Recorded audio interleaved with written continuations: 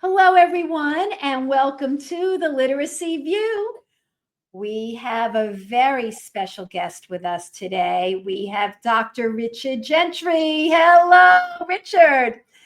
And before we get started with our fabulous guest, just a reminder that Judy and I are going to be presenting at 3 different conferences coming up in March and April. So the first 2 are in New York City. We have Research Ed and we have Everyone Reading. And then in April, we are going to the World Literacy Summit. And we're going to have a blast there in the UK. So excited. Anyway, if you could join us, we would love to meet you in person. We're going to have lots of surprises for you in store. So let's get started with today's episode. This one is about spelling and why spelling is important. We have the article that Richard wrote, and it's called Why the Human Brain Needs Spelling, and it came out in Psychology Today. We'll have the link for that in the show notes.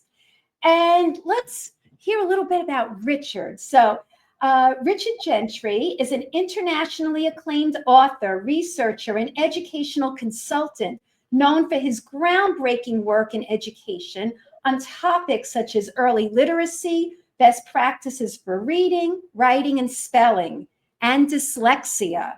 In addition to authoring 17 books, 2 textbook series, and numerous journal and magazine articles, he blogs for the prestigious Psychology Today magazine, offering commentary on a range of topics, including education and policy, reading and the brain, baby and toddler reading, and educational standards. And you can find out more about Richard at jrichardgentry.com.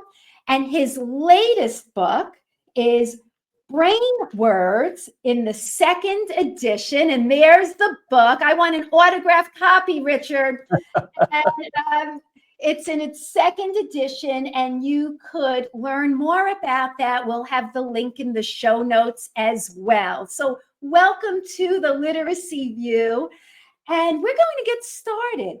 So I'm going to start off asking you why you called your book Brain Words. For people who are not familiar with your work, where did that title come from?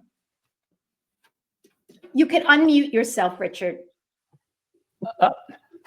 Faith and Judy and audience, I am just delighted to be here, and what an honor to be on your podcast. So, where did the Brain Words title come from? Well, I have been so fortunate to work with a reading scientist, one of the scientific reviewers for the Reading League, in fact, Dr. Jean Willett.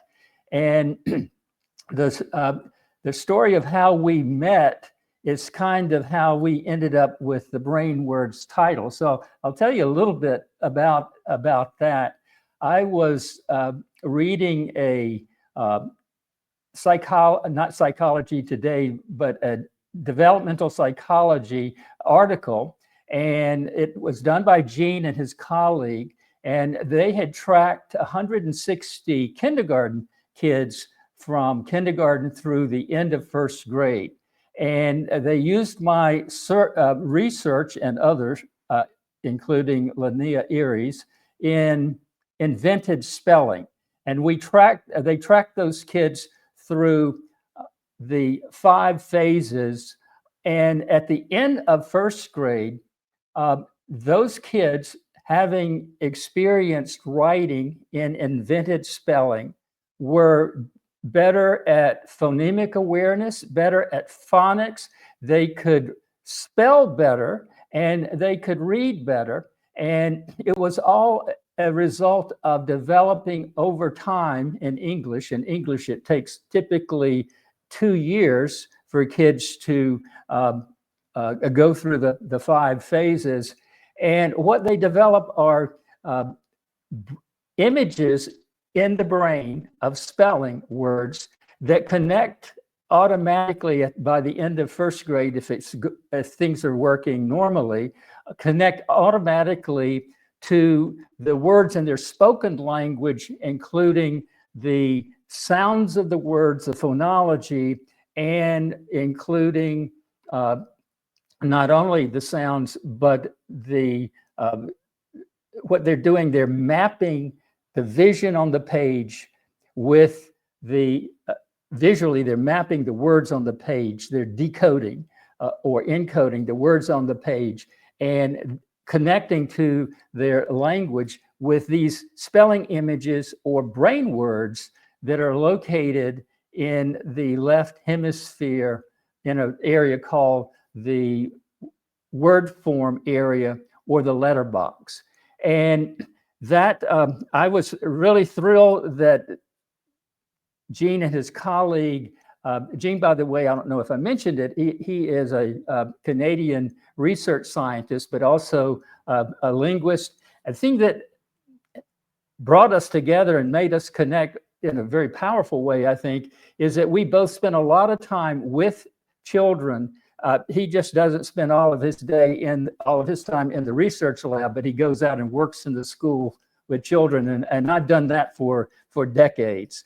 So he had used some of, we had this theory in common, spelling to read methodology, and it all centered on the importance of spelling and developing these images of brain words so that one could map from the vision code on the page to the to already existing spoken language with the sounds and meanings of words. And so brain words just kind of floated out of all of that as our title. I love it. I love it. And, you know, I just think it's so important. So the same way you and your co-author met, Judy and I met because we have common interests. We work with kids. The same thing that's so important to your work is how we connected as well. So I'm kind of, Faith. kind of. Our story was a little weirder than that. We connected through a third person, but it was something about Mary. Right, exactly. But in any case, we connected and we have a lot in common as well. So I'm going to bring in my co-host now, Judy Boxner, and she is a building coach in New York City. And before we actually got started recording, Judy and Richard were talking a little bit about what's missing in some of these core programs. And he looks at core programs and said, you know what? He was disappointed that there's not enough spelling going on. So, Judy, from your perspective, with the core programs, what does that tell you in terms of, now that we know that it's so important, the idea of spelling and connecting it to the sounds, and it helps reinforce the reading. What do you make of that with the core programs that you're seeing? So in the knowledge building portions of most of the programs that I'm seeing in the field, I don't see a lot of spelling instruction. I do see some spelling instruction in phonics programs, but probably not to the level of really going deep into spelling. We're doing a lot of decoding instruction, a lot of phonemic awareness skills. I think teachers are also struggling in their writing blocks on how to incorporate, spelling into those blocks. And kids are having a hard time writing because they are having trouble spelling a lot of the words. And they not only are they having trouble spelling the words in the early grades, but they're also having trouble getting the ideas together. The oral language is not fully developed.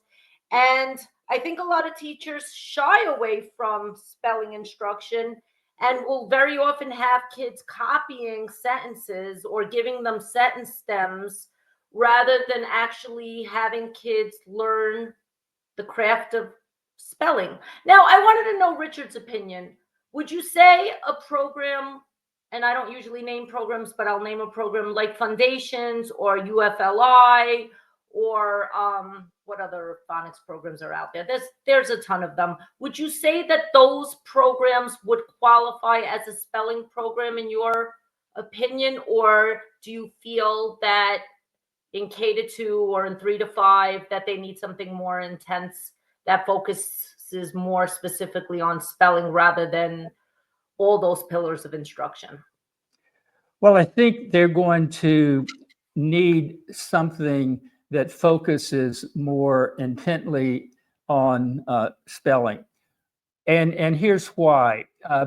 Teachers are shying away from teaching spelling because of not generally not from any fault of their own, but because number one, they don't have a curriculum, and they need a curriculum like a spelling book. They haven't been trained to teach spelling. Many teachers have not had any training to teach spelling, and they don't have time in the day. These mammoth programs and some of the ones that the phonics programs that you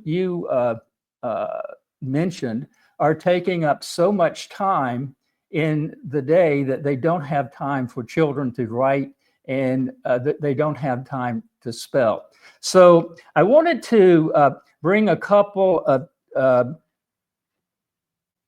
tips that or information, very specific information, because we like this to be practical. And I wanted to talk about how the latest neuroscience has changed Jean Ouellet and my view, and supported what we're doing in the Brain Words book. A lot of that neuroscience is neuroimaging from the neuroimaging scientist Stanislas Dehaene, and he tells us exactly what we need for teaching spelling, and a lot of this ties in with what you were saying, Judy. Number one, we need structured literacy instruction, and it needs to be explicit. The problem with many of those mammoth programs is that they have something about spelling in there, but it's minimal guidance. It's not structured literacy instruction. A second thing they need is a well-designed curriculum, like a spelling book. This gives the teachers the right words at the right time. And teachers are struggling. A lot of teachers know that they need to teach spelling, but they're going to the internet and going to Teachers Pay Teachers to try to find spelling lists, and it's just all haphazard, and that's not the way it works well.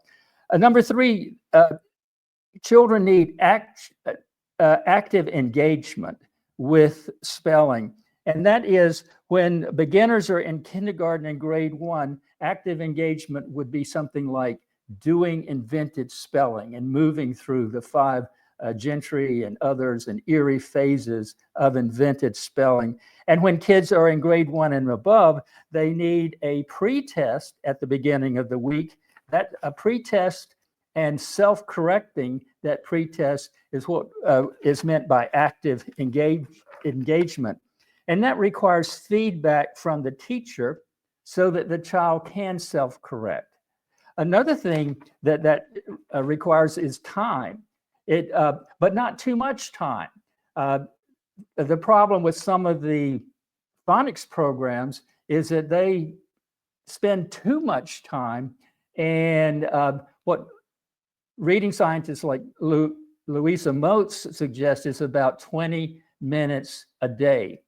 English spelling throughout the week. English spelling is very complex, but they don't need, an hour and a half of intensive phonics instruction. So, we move from the not having enough time and enough spelling in the mammoth program to some of these phonics programs that overload it.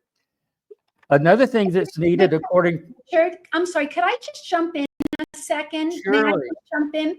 So since there are so many different phonics programs out there, I just want to say that there are some phonics programs that really emphasize spelling. As a matter of fact, it's like speech to print starts with the spelling route first, where they're hearing the word and segmenting the word into its sounds, and then bringing the letters down to build a word. And then they could also sort those words by spelling and what they see. So I do think some phonics programs do have a strong. We spell a lot in foundations too, Faith. I know, but let me just finish a second. But starting with the spelling and then getting to the reading is that they're hearing those sounds, and then the spelling patterns are there for them, and they're building those words, and then they're writing those words. They have to then do it the other way, say the sounds and write the word. Then they could be sorting it, looking at the word, reading the word, and then putting them into spelling sorts. So, and that's part of the phonics program. And yes, Judy, you are right. In foundations, it does have some spelling. So I don't. It has a lot. It has a lot. It's not all just decoding words. So some of that is built in. But to your point, Richard, as far as having like a spelling curriculum where it's really intentional about building certain patterns at a certain time, yes, probably some specialized spelling work would be needed. But I just wanted to jump in and say that not all phonics programs are just about decoding the word and moving on. And a lot of it is spelling. It's really going in both directions. So I just want to know how you felt about that. Well, I think that's exactly right. And I'm really thankful that people are across the board more interested in making sure that we bring spelling back and put it back on a kind of a pedestal that it belongs on, and connecting to the child's spoken language. So absolutely, that's a positive thing that's going on. But here's a good question that will kind of be of interest, I think. At what grade, and it kind of addresses whether we're doing a good job with spelling and sight word reading. At what grade level? I mean, at how many words, brain words, should a child be able to read and retrieve for spelling at the end of first grade?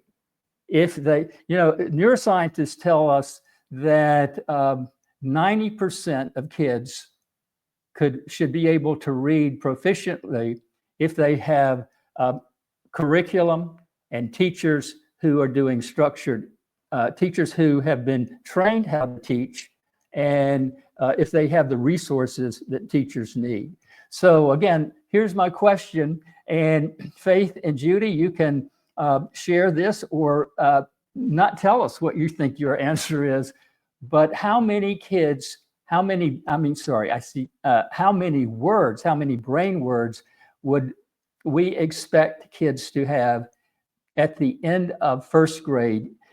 In English, it's taken, they've been doing invented spelling, for example, and reading instruction and phonics in kindergarten and first grade. And the notion is that by the end of first grade, kids have enough brain words in their mind that they can both decode and encode automatically. I'm going to say that it depends on the phonics program. And so some phonics programs get further in first grade than others. Speech to print, again, I don't have anything invested in a philosophy. I'm just stating from my experience that certain ways of teaching, kids will get further in, let's say, first grade using one type of way of teaching than others. And I could say that with a speech to print approach, these kids are getting much further along, where they are even incorporating vowel teams by the end of first grade. Other programs, I see that they don't get quite as far. And they don't spend enough time really doing that segmenting work. So they might be able to read the word, but they can't spell the word. And it causes them to kind of slow down in both areas. So Judy might have a different perspective, but I think way more than what would be expected if it's a really strong phonics program, and if it's efficient. Judy, what do you think? Well, I think that the phonics programs that I've seen, sometimes teachers don't get through the whole curriculum, which is very often a problem if there's a lot of instructional gaps. So all the research that I've been reading and suggestions from people like Wiley Blevins is that kids should actually know all the different syllable types. And I know it doesn't have to be syllable types, but word patterns by mid first grade, which unfortunately is not happening. And my team is actually in my school quite frustrated because right now they're taking the mid-year benchmark for Acadians, and their oral reading fluency is requiring kids to be able to read words that are more complex than what they've actually gotten to. So, and thus those kids are actually struggling to spell those type of words too. And we know that spelling and reading go hand in hand and so forth. So I don't really know what my answer is, but I would love to hear from Richard. And then I had a couple of other questions for Richard based on what you mentioned before. A lot of questions. Me Richard. too. I have so many. Go ahead, Richard.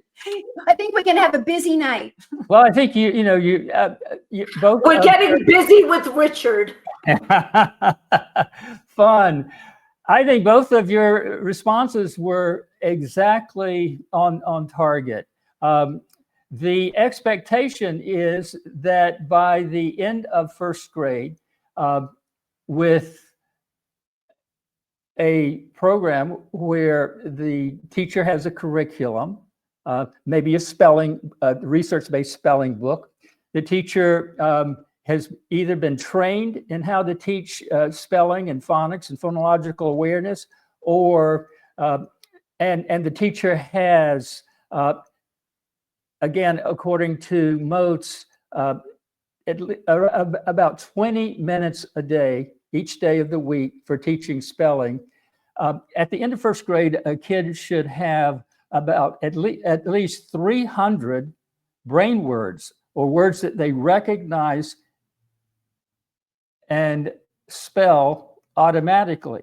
And I go across the country and go into classrooms and say, well, how many words? And I hear the same thing you're saying. It's all over the place. Most teachers would guess 100 words. But if you have a if you have a spelling curriculum, it's not unusual to expect at least 300 words that they can read and spell automatically.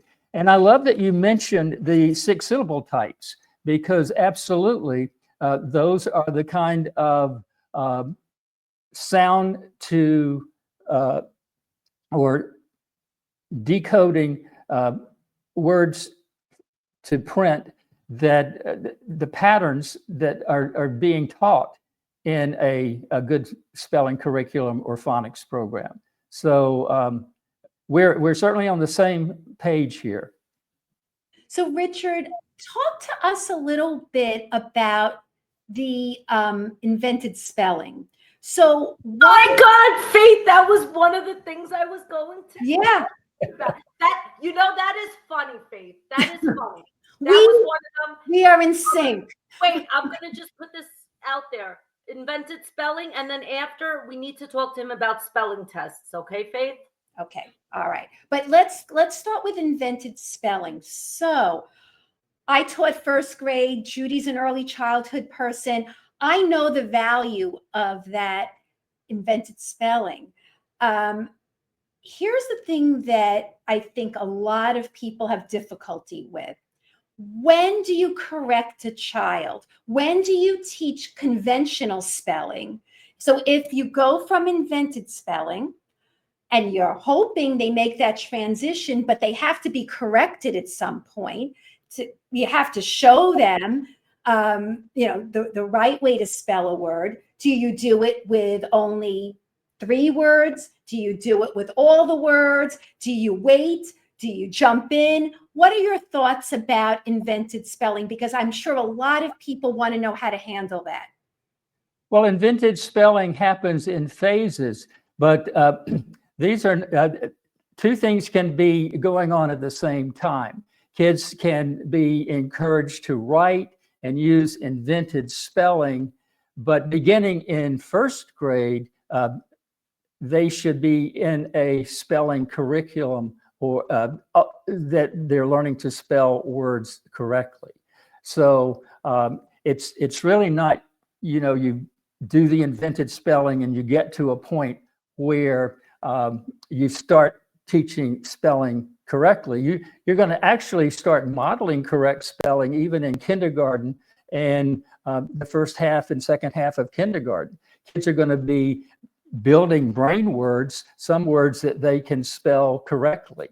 And we're looking for those to show up in their writing. And so what we see happening with the invented spelling is that if you take a word like eagle, they go through 5 phases. Phase 0, they may not even know how to spell. It may be wavy writing or scribbly writing.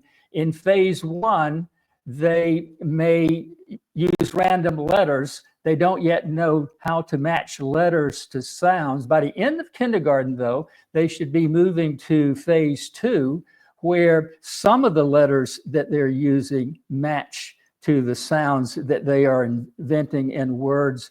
And phase 3, beginning of first grade, is when we should be seeing what Judy mentioned, a lot more of those syllable patterns becoming automatic, recognized, and a lot of the easier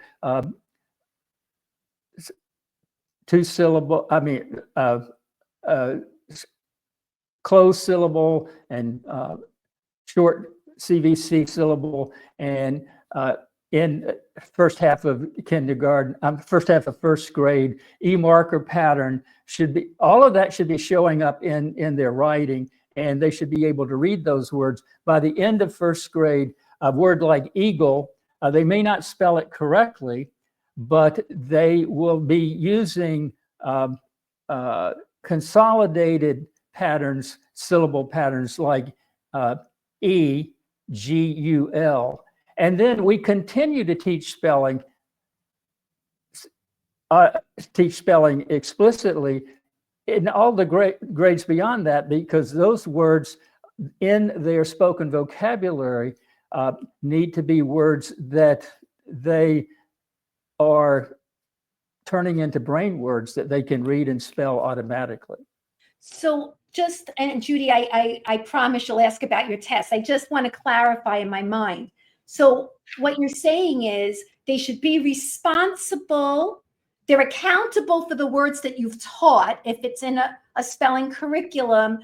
But if they haven't been taught that, they use invented spelling, and then you might be able to show them the conventional spelling, but they're not held accountable for words unless you've systematically taught it. Is that correct? That's pretty much correct, unless you have kids coming in from somewhere else and they haven't had any, the instruction that you've had. Or, and we also have to look at, about 10% of kids do have some reading disability or specific reading disability or dyslexia, and those kids, we have to be careful not to hold them responsible for things that they aren't able to do or haven't been taught. Okay. Judy? Now, you had a question about the test, Judy? Yeah, but first I want to dig deeper into the invented spelling. So it's interesting, you know, those stages that you mentioned, those stages were something that seemed to be a bigger part of my life in my balanced literacy days. I mean, they spoke about it way more during my balanced literacy teaching days, which were a long time ago. And all of a sudden, I haven't heard as much about those phases, which is really interesting to me. But part of me feels like invented spelling was over tolerated in balanced literacy. It was almost like kids were writing and writing and writing more and more and never getting any feedback. And like you would see these writing samples, and it was like, wait a minute, was there any instruction going on? And there was definitely no sign of a scope and sequence. So it was a little bit frightening. And then I wanted to make another almost question, comment. So in my reading, let me comment about that thought. Yeah, let's do it. I think you absolutely described what happened in the late '80s and in the 1990s. Invented spelling and kid writing was very, very prominent, but I think there was no emphasis on teaching correct spelling to go along with that. And so there was kind of a paradigm shift when everything went whole language. And it was all supposed to be, I mean, it was almost as if kids were reading books that were wonderful literature, and if they were encouraged to write, they would learn spelling by and sight word reading by osmosis. It was being treated almost that way. So one of the things that happened with those folks who are being criticized in the article that I wrote for Psychology Today was that they sort of threw out the baby with the bathwater, and they stopped. Richard, you could say their names. It's in the article. Nice to Richard, Faith. Be nice. Don't play naughty in the sandbox. Well, people, they might not have read the article yet. So Richard is all right. I'm going to take a sip of seltzer. Lucy.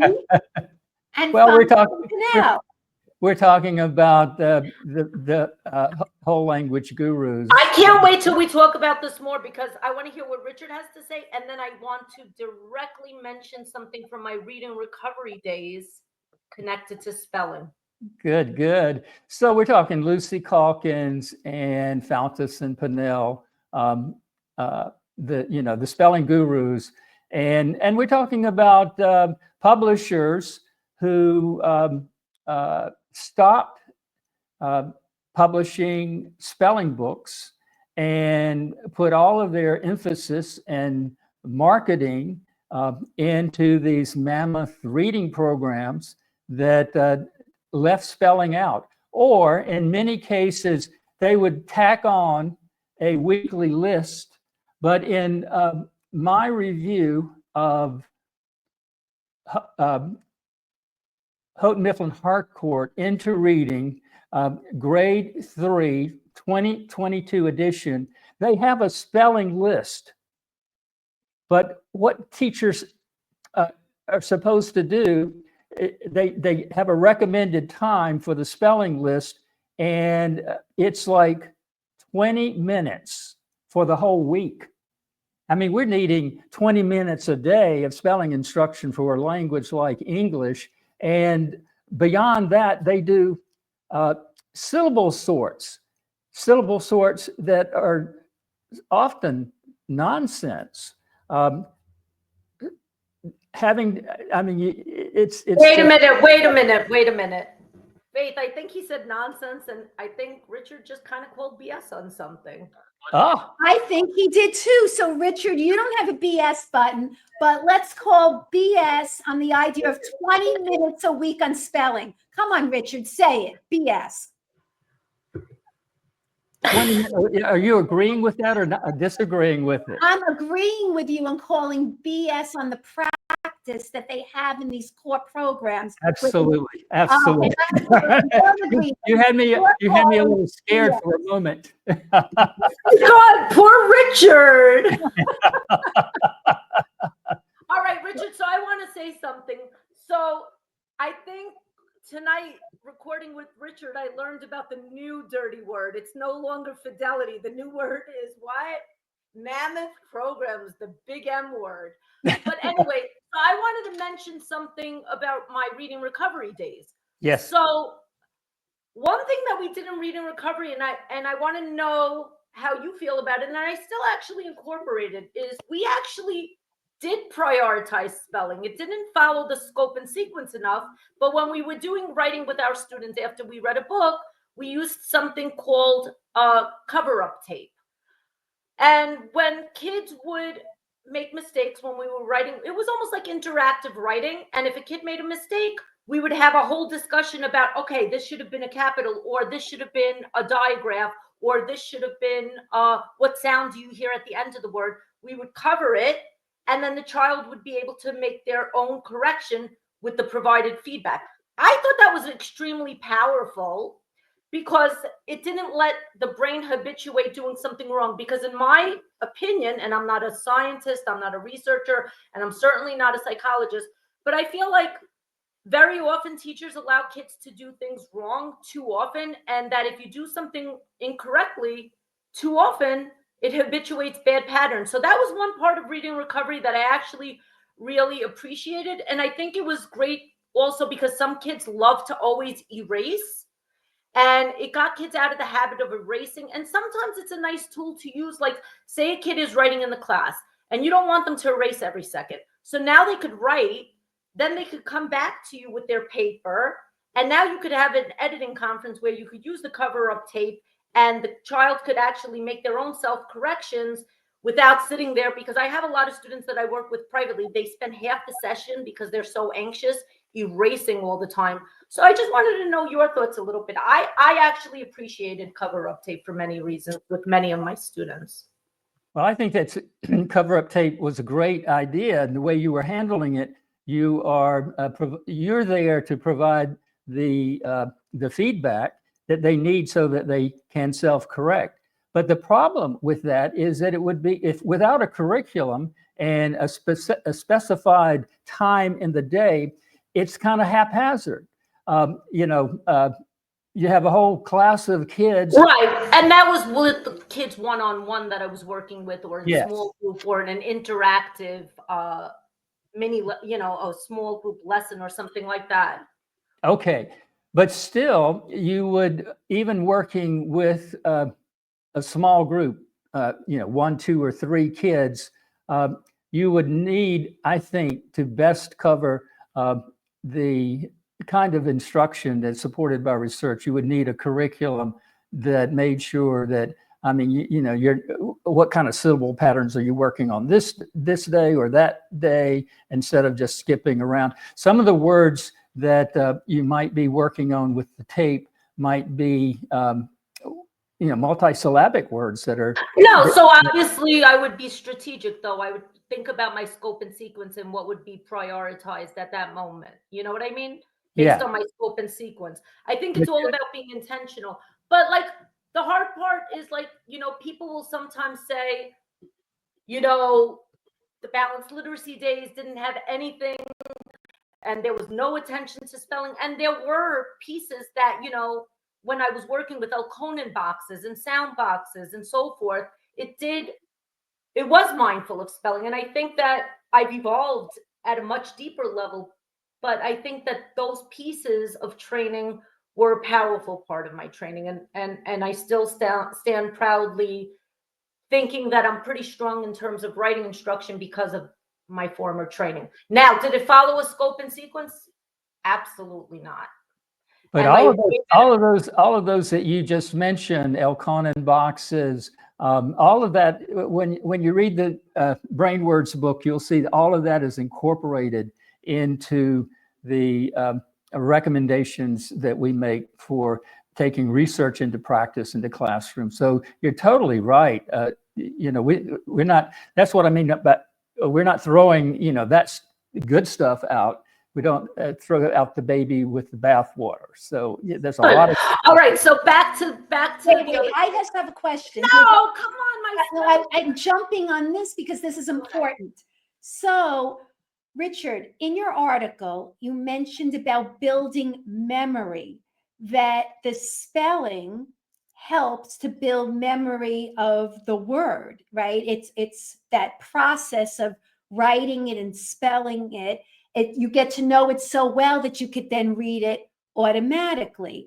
So I think in answer to what Judy was saying, the practice of having them try to self-correct at the moment is okay, but the only way you can really build memory of those patterns is to teach it in a systematic way, which was missing from reading recovery. Is that correct? I think that's correct. It's I wouldn't say the only way, I would say the better way is to do it systematically. Judy, what did you want to say? You wanted to ask about tests or spelling tests. All right. So it's interesting. I started teaching back in 2000. That was my first year teaching. And phonics was going out of style. And I remember I had some really great spelling books back then because, the senior teachers that were training me, they loved phonics. So I haven't used those books in a long time because during the balanced literacy days, it seemed like spelling was going out of style. So there was still sprinkles of spelling tests going on. I myself used to give spelling tests. When I was a second grade teacher, we used to give spelling tests. We had kids write words and sentences. They had to be grammatically correct. And then spelling tests went completely out of style. They went out of style for numerous reasons. They went out of style because we were told the words weren't connecting to any of the content, that, those words weren't meaningful, that it had no value. And yes, spelling tests almost became taboo. I had a lot of success with spelling tests back in the day with my class. I guess I made it exciting and fun, but I have not seen real, authentic, old-fashioned spelling tests in a long time. The type of tests that I see now are in phonics programs where very often kids are writing dictated sentences, which shows signs of spelling. I'll see kids write decodable words on a test, very often 5 words, per test. I'll see kids having to write what they call trick words or sticky words or whatever you want to call them, heart words, and so forth. But I don't see anything that resembles traditional spelling tests. What's going on? What do you suggest for our listeners out there today? Well, what happened is that there was a schematic shift, and publishers and those spelling gurus and whole language, some of whom used to advocate spelling books, threw all the spelling books out, and there wasn't time for teaching spelling in the curriculum. And I think, what the bottom line is that what we've had are decades of flatlined reading scores. In other words, when kids were being taught spelling with spelling books in the 80s, reading scores were going up. But we've had since the 1990s, we've had kind of proficiency scores. Fourth graders, for example, only two-thirds of them can read, or 1/3 of them can read and proficiently. And that pattern has harmed a lot of kids. So that's the reason, like Jean and I are so intent on, and others are intent on bringing back the spelling to read methodology that has been missing for all those decades. And that's why some people are in trouble from having thrown out the more traditional spelling. But I think, you really have to look at, we're not going backwards. We don't want the same kind of spelling instruction that some of those spelling books were not good. They were just assign and memorize books. And that's not what we're advocating. We're advocating those points that the neuroimaging scientists like Stanos Dehaene has helped guide us in and bringing us up to date with what needs to be there. I could tell you that a lot of times kids would take a spelling test, and by the following week, they already forgot the words. So they would study for the test, and the parents would drive them crazy, and the kids would drive the parents crazy, and everybody would fight. And then by the next week, all those words were completely forgotten because it was not taught in a way to help them remember. They were holiday words. Oh, it's going to be Halloween. All right, I have to give Faith a cheers. You have to know your Halloween Even words. though you took a long time to let me talk about, what did you take a long time? About something. Oh, stop. Get over it. We're allowed to fight on the air. We're like sisters. Let me tell you exactly what was happening. What was happening is that those kids when kids are assigned and they wait till Thursday night and the parents drill them, they can memorize words and have those words in short-term memory. But the whole point of brain words is to do the kind of intensive work throughout the week so that those words are become in the long-term memory, and that requires more than simply assign and test. It requires the curriculum. That's right. That's right. Resources that the teacher needs, and it requires the time in the language arts block, about 20 minutes a day for intensive study of English. I think Faith and Richard make a really good point. I think that in the past, if I'm thinking back, there wasn't a lot of attention towards that orthographic mapping and the way words work and why things are. It was like very often purely memorization. And not a lot of discussion about the rules and so forth. And I think that's a little bit of the piece that might be missing from some of the phonics programs. They do focus on spelling, but they don't really explain to kids enough about the rules on why certain things are happening and so forth. So, Richard, if I had to ask you directly, what do schools that have a strong phonics program for a half hour, do they need to add this on top as a supplement? How do they navigate? We just recorded another episode with leadership about budgeting time. What do schools that have a decent phonics program and a decent phonemic awareness program and a knowledge building curriculum do? Is this something that's going to be layered on top? Are there some favorites that you have? Where would I go as a leader, as a teacher, as a coach tomorrow to figure out my plan of action?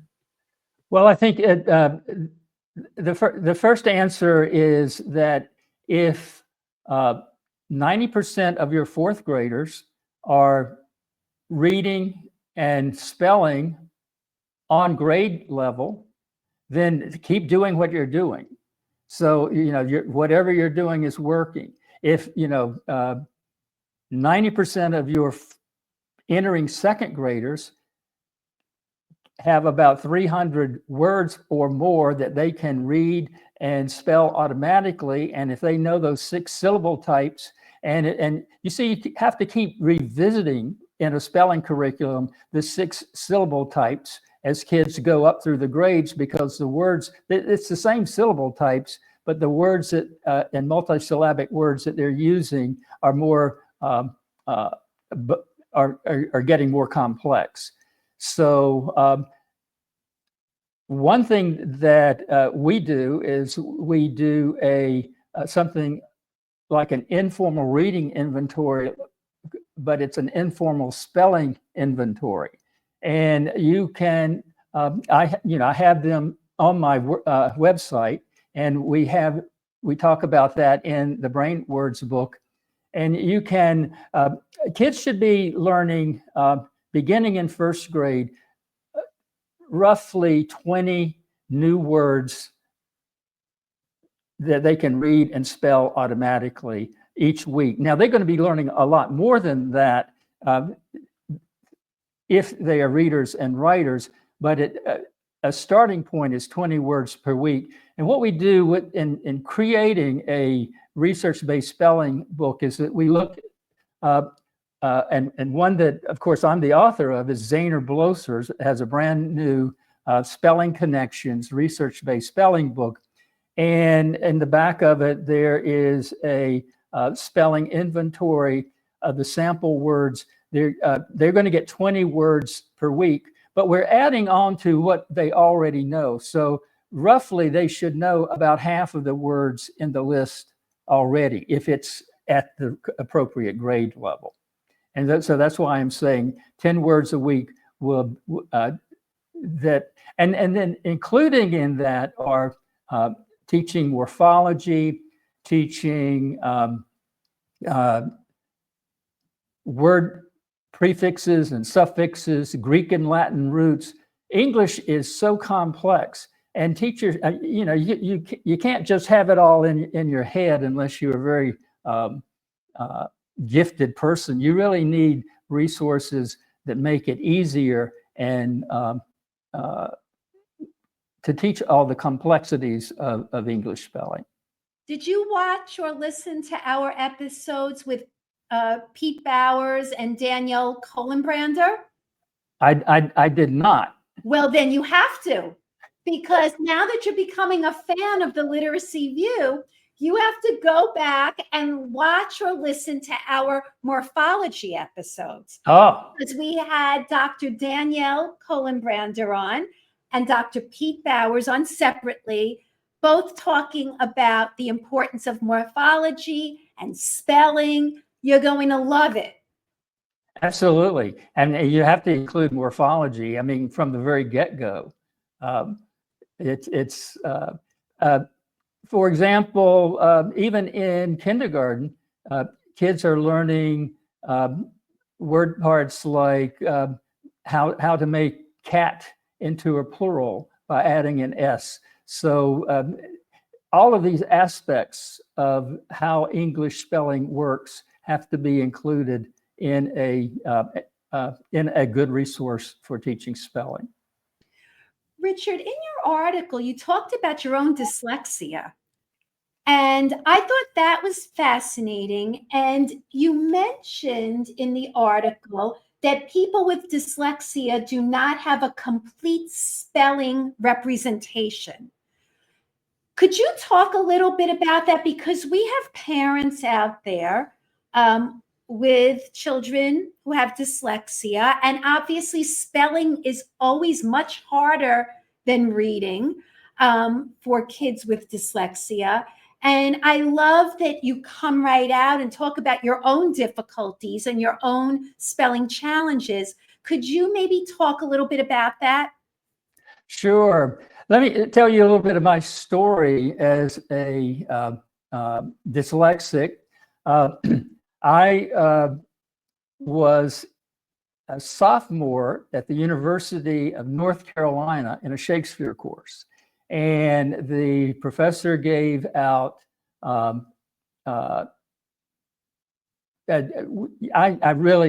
was very hardworking and studied hard and actually, always made A's in my elementary school, high school, college, and honor student in graduate school. But what happened in that class, there were 78 students in the class, and he gave out all of the exams except mine. And he says, "Mr. Gentry, I want to see you in my office." And that sent ice splints up my spine. I had, in 13 years of schooling, had never cheated on a test. And I had really studied hard for that test and felt like that I did very well. I sat down in that hard oak chair, and he says, "Mr. Gentry, you are one of only 7 students who made an A in the Shakespeare course. He said, the problem, Mr. Gentry, is your spelling. He says, anyone who spells, who is as smart as you are, who spells like this and is just plain lazy. And he showed me example after example after example of misspelled word that would have embarrassed a 5th grader. But I knew I was not a lazy speller. You see, I have a record, and this is all about dyslexia. I have a record of 252 100s on the Friday spelling test in elementary school. My grandmother would drill, and I would memorize for the test, just like we talked about earlier, but it was in short-term memory. They gave out a list when I was in 7th grade, my little elementary school in rural North Carolina, of 1,800 words to memorize. I memorized the words. I beat all the 8th graders in my school, went to the county spelling bee, came in 3rd place. There were 2 8th graders from other schools that were ahead of me. My picture with those 2 was on the front page of the Courier-Times in Person County, North Carolina. And the title of the article was County's Best Spellers. My grandmother saw that and she laughed because she knew by that time that I had forgotten. I could didn't have in long-term memory, could no longer spell about 1/3 of those words on the list. And it's because of that letterbox that where in the left hemisphere you store spelling images. The images in many dyslexics is not a complete representation. I might be able to get part of it, but unlike a normally developing reader, I can't bring up the full representation. So we still together? Yes, we're still together. I don't know. Yeah, so you're I can't see either of you. Is that okay? We see you. I don't know what happened, but okay. No worries. There we go. All right. So you're talking about this. You don't have this complete representation. So what is it that you could get partial bits of the word, but you can't recall all the pieces? Is that what you mean by complete representation? Yeah. For example, I'm making my Christmas card list, right? And as a dyslexic, I have family and friends that I've known for decades or most of my life. But if I'm under the gun or distracted, often I don't know whether my friend Kathy that I've known for 30 years and interact with frequently, both email and in person. I don't know if it's Kathy with a C or Kathy with a K. Or one that drove me crazy, I have a friend that I've known decades, Dickinson, and the vowel sound, is it Dickinsen? Is it Dickenson?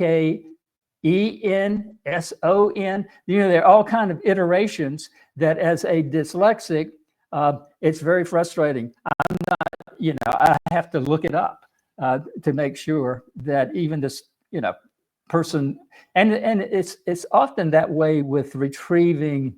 I think what that points out is that your brain uses brain words to retrieve and connect with the thoughts and the language and the sounds of the word in your words in your spoken language. So it just, again, drives in the point that spelling is so important. And what I recommend with children who are dyslexic is that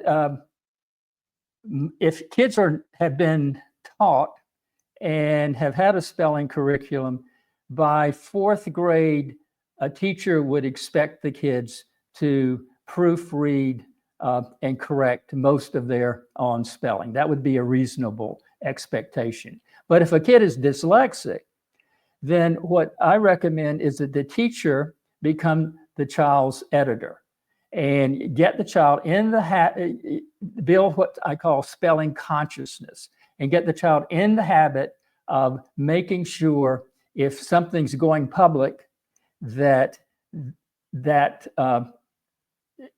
he or she knows that, hey, you have some spelling issues. That's okay. Einstein had spelling issues.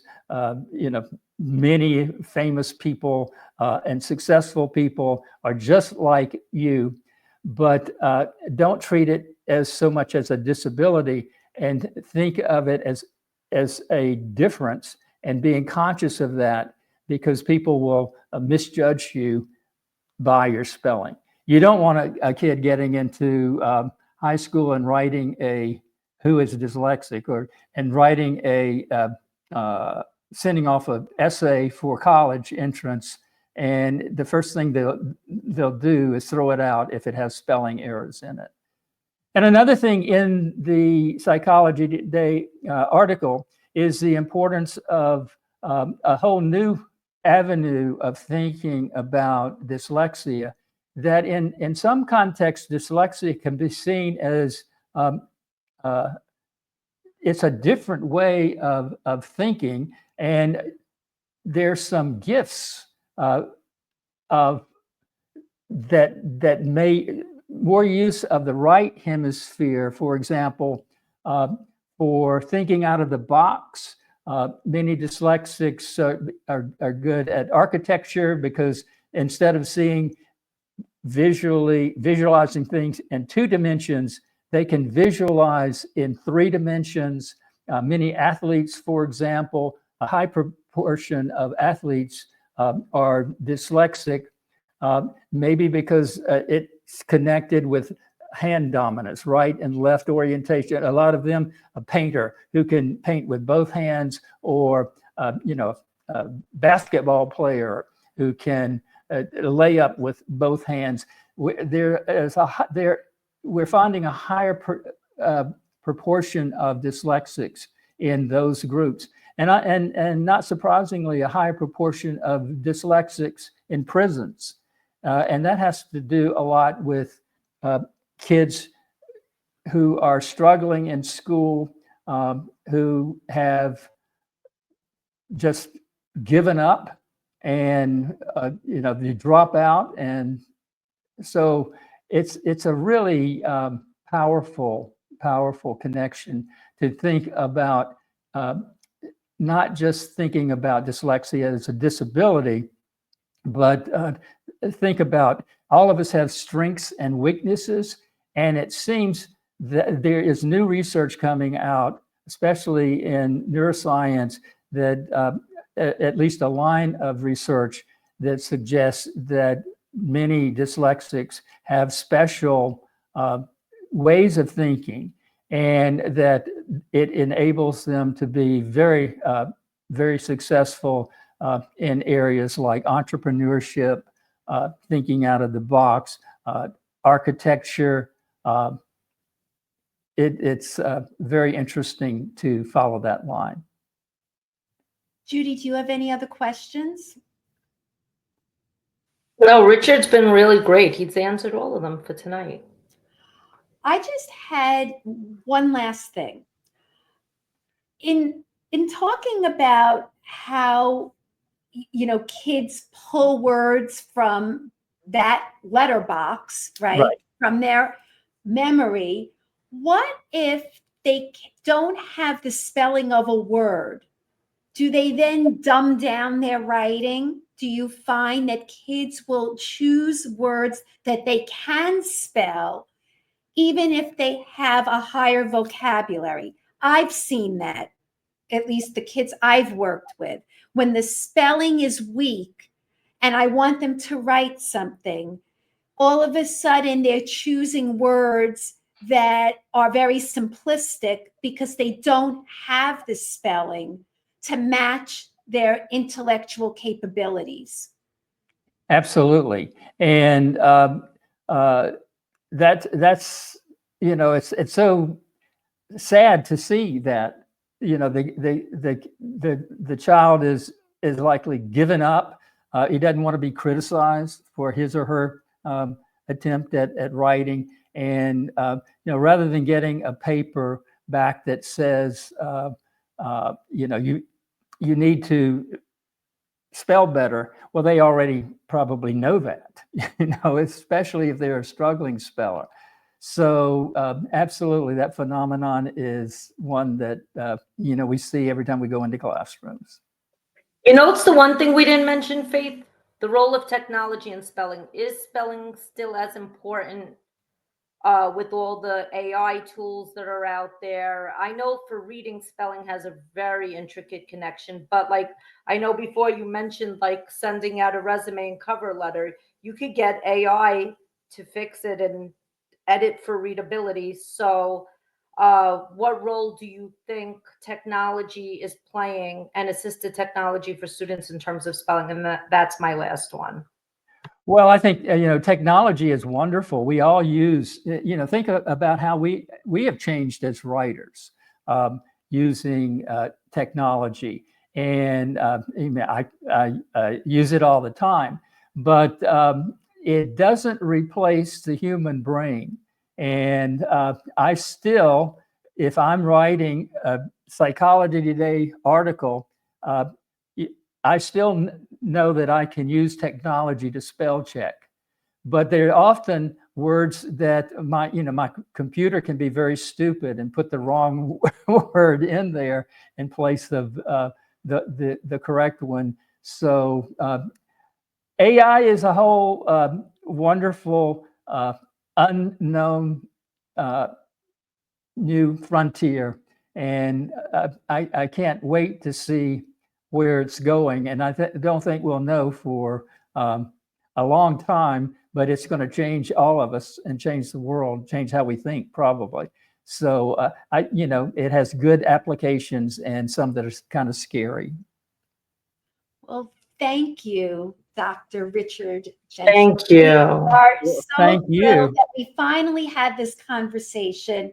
This was wonderful. It was delightful speaking with you, and we hope to speak again. This was great. Okay, we'd love that. Excellent. So follow us on theliteracyview.com. That's our website. That's where you could find us. And please join our Facebook group, The Real Teachers Letting Loose, The Literacy View. And also coming soon, and maybe by the time this episode launches, our merch store is going live, so you could buy No BS Bestie merch. Till next time, changing lives one view at a time. Stay in touch and let me know when this is airing. We certainly will. All right. I enjoyed it. Thank you.